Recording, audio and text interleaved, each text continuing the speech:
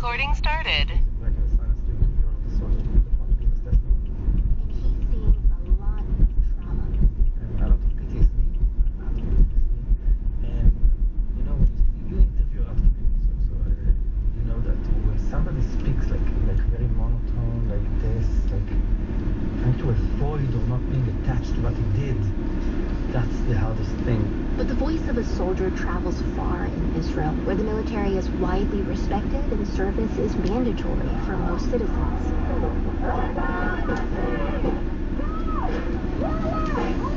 Itamar is a reservist medic. And we need to protect our people. Now he spends his time at anti-war protests like this one. He asked me not to use his full name because he fears being attacked abroad, where he is a student or serving in the Israeli army. He had also volunteered to fight after October 7th. I'm not naive about the security situation. I'm not naive about Hamas. Then, more than 2 months ago, Itamar was called up a fourth time to relieve another brigade that was headed into Gaza. He said no. The hostages were used as an excuse for Israel to continue the war, although it's clear that the continuation of the war is not something that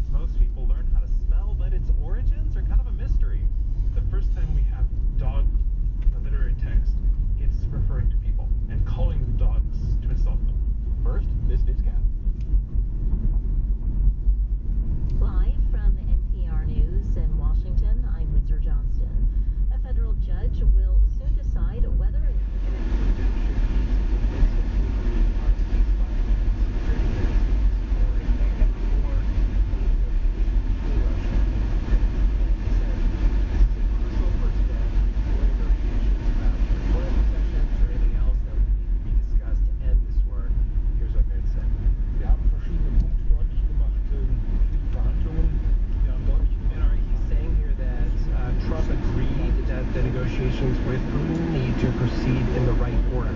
Ceasefire, the negotiations with Ukraine at the table, security guarantees for Ukraine, and that any territorial negotiations should start with the current battle lines between Russian and Ukrainian troops. Essentially saying here that Russia asking for anything more than that is a non-starter, and that legal recognition of Russian occupation is not up for debate.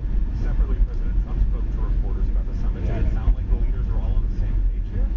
So for the most part, yes. But Trump did say in an answer to a question from a reporter that he did not think he could stop Putin from continuing to hit civilian targets. And that comment would fly in the face of hopes to bring about a ceasefire, obviously. But he still spoke about his hope of having a follow-up trilateral meeting between Russia, Ukraine, and the U.S. almost immediately after the Alaska summit. What kinds of territorial concessions is Putin asking for? So as it stands, Russia controls around a fifth of Ukraine. That includes Crimea, all of Luhansk, and more than 70% of the regions of Donetsk, Zaporizhia, and Kherson. Putin wants all of that territory, and he also wants the withdrawal of Ukrainian troops from parts of Donetsk, Zaporizhia, and Kherson that they still control in the east of the country. Putin's territorial demands would mean Ukraine hand over more than 8,000 square miles of its land to Russia. Putin is also demanding that Kyiv would have to officially notify Russia that it's abandoning its plans to join NATO. That all sounds like a hard no from Zelensky, who has said territorial concessions to Russia would violate Ukraine's constitution. But did anything out of space summit suggest that Zelensky might consider ceding territory or making other concessions to Russia? So when Friedrich Merz, the Chancellor of Germany, was talking, he said that Ukraine is prepared to negotiate on territorial issues. But he wanted to make it clear that before any of that starts, Putin must agree on a binding ceasefire. And he also must agree on clear security guarantees for Ukraine, something he obviously has not done since he invaded Ukraine 3 years ago. What happens if this Alaska summit on Friday doesn't lead to any kind of a ceasefire deal? Yeah, Merz said that if there is no movement from the Russian side at Friday's Alaska summit, then the U.S. and Europe must increase pressure on Russia through massive economic sanctions. And Merz said that President Trump and NATO members are spending billions of dollars to send weapons and aid to help Ukraine. And as you've got this Trump-Putin summit taking place on Friday, what role does a country like Germany see for itself in a possible ceasefire or even some kind of eventual peace agreement between Ukraine and Russia?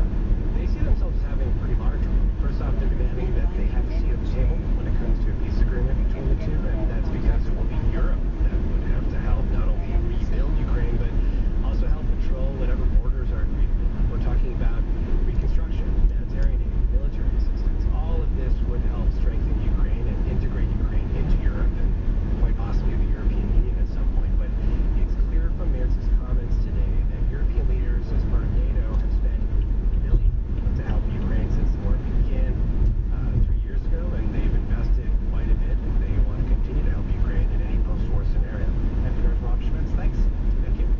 When the Chelmsford Immigration Court in Massachusetts opened its doors last April, the goal was to help alleviate the backlog of pending immigration cases. As NPR's immigration policy reporter Jimena Bustillo reports, it is now one of the most understaffed immigration courts in the country. 1, 2, 3, 4, 5, 6, 7 are rescheduled. Stephen Bourne sits in his immigration law office just outside Boston. He's staring at a calendar that should have several immigration court hearings. But on this particular week, most are rescheduled. They get rescheduled and assigned to other judges, and then you have another delay of years. Immigration attorneys told NPR that in recent weeks, their cases have been pushed out as far as 2029. That's because there aren't enough judges to hear them. Since the start of the Trump administration, 100 immigration judges working under the Executive Office for Immigration Review, or EOIR, have been fired, quit, or resigned. At Chelmsford, there is now 6 judges out of 21 original slots. The court has struggled to keep up with the lack of judges. On a day NPR visited, the court was empty and silent. Hearings on the board were still scheduled for one judge who had resigned weeks prior. Another courtroom still hides behind. One of the judges who's leaving is Judge Nancy Griffiths. I had cases from 2013 that had been transferred from one judge to another judge to another judge. After spending 18 years at the Equal Employment Opportunity Commission, she sold her house in Arizona and started a new career as an immigration judge in Chelmsford. We were so excited.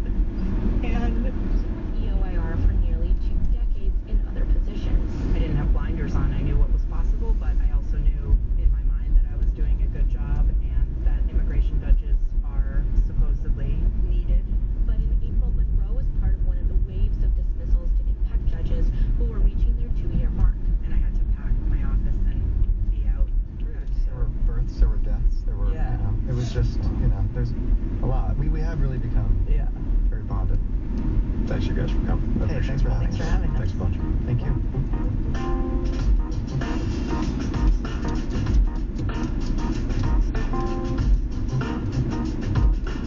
Marketplace is supported by Odoo, dedicated to providing software designed to scale with businesses.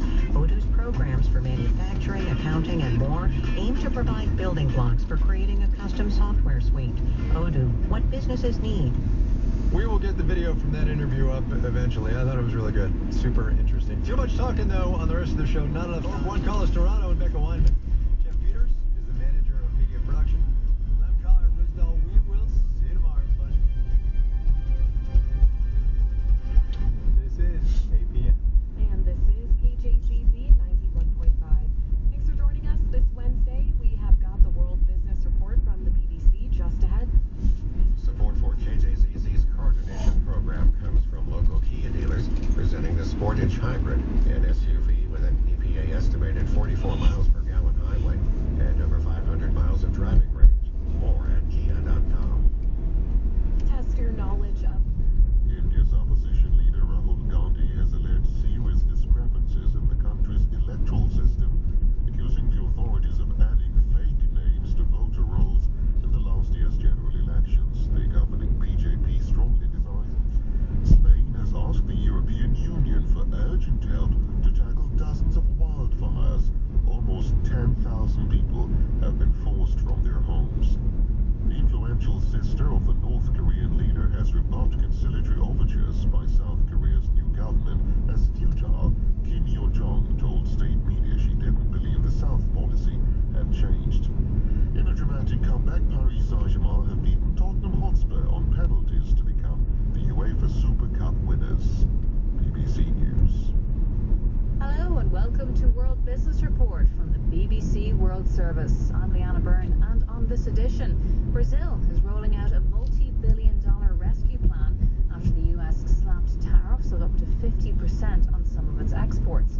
Also, remember that controversial deal we've been talking about that forced Nvidia and AMD to hand over a cut of their Chinese sales to the US Treasury? Well, this could be copied in other industries. And would you take your shoes off at work? We'll find out why some US tech startups are going shoeless in the office. But first, let's start with Brazil, because when it comes to US tariffs, Brazil is one of the hardest countries hit. So it's just come up with a plan to help companies after the United States slapped import tariffs as up to 50%. So here's the plan. Brazil's President Lula da Silva says more than $5 billion in credit will be made available to affected companies and has agreed to buy the goods made by firms that have their contracts suspended since the tariffs came in earlier this month.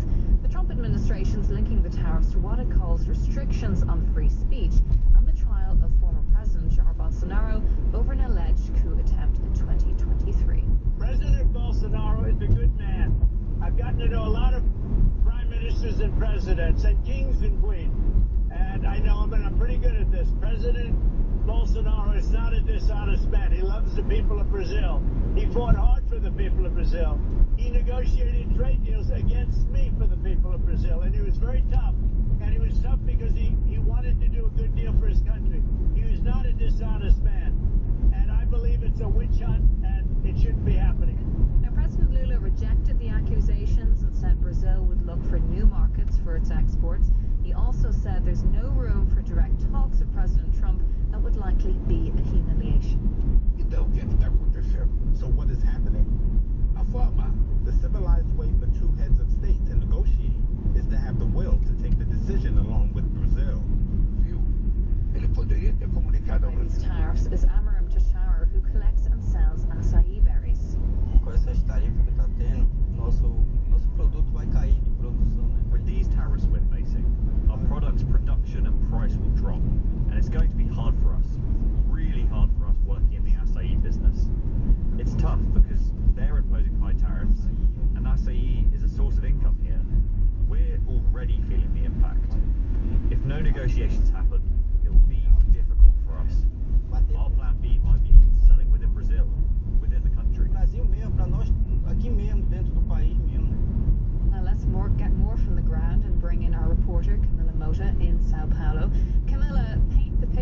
us what's been the immediate impact of these tariffs on exporters. Right, Leona. So it's been exactly a week now, so we're still waiting for consolidated numbers, but sectors like the fruit industry and the seafood industry. I have a remark, which is the United States is not the main trading partner of Brazil, it's China today. So Brazil exports around 11% of its total exports to the United States. Some sectors are particularly hit. When you think about fruits, for example, or coconut juice, or furniture, 80% of the Brazilian exports of furniture go to the U.S. market. So you have some particular sectors, especially with middle-sized companies, and that's what the government is trying to help now. Well, Camilla, will you talk us through this package? What's in it? Right, so today in Brasilia, Lula laid out this plan to help exporters, which has